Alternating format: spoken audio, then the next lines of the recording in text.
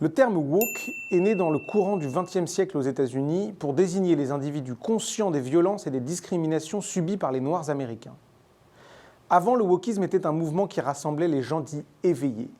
Mais au fil du temps, ce mouvement est devenu une idéologie qui déchiffre désormais l'histoire à travers le prisme d'une vision stricto-contemporaine sans aucune mise en perspective et qui dénonce le passé pour mieux faire ressurgir les fragmentations actuelles. Comment est-on passé de l'éveil à l'emprisonnement intellectuel?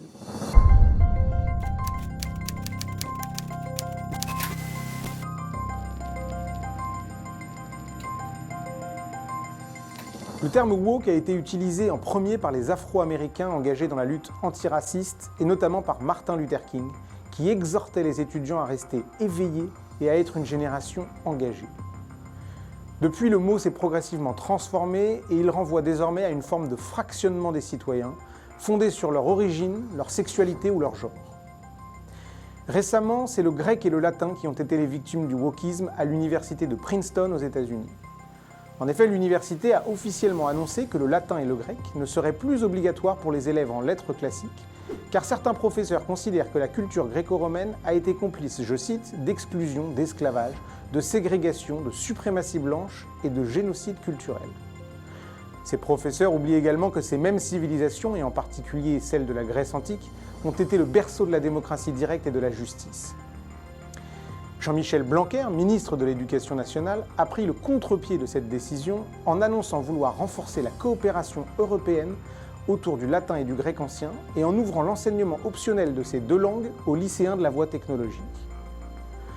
Si on suit la logique wokiste, Jean-Jacques Rousseau, philosophe des Lumières, premier penseur à avoir conféré la souveraineté au peuple, à avoir défendu le contrat social afin que les individus puissent être gouvernés par des lois découlant de la volonté générale, devrait être pourfendu et ses ouvrages devraient être interdits dans les facultés car il était opposé aux droits des femmes et qu'il n'a jamais dénoncé l'esclavage. Jean-Jacques Rousseau incarnait le progrès à son époque et une partie de sa pensée a contribué à faire de notre société une démocratie. Aujourd'hui, d'autres personnalités et d'autres pensées incarnent la modernité. La société évolue. Mais ceux qui considèrent incarner cette modernité aujourd'hui seront peut-être perçus dans plusieurs dizaines d'années comme indignes. Et pour que le progrès existe, il doit être la conséquence d'une évolution positive.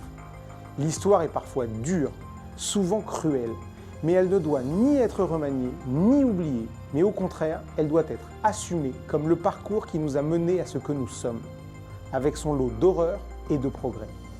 Selon vous, le wokisme est-il un véritable danger ?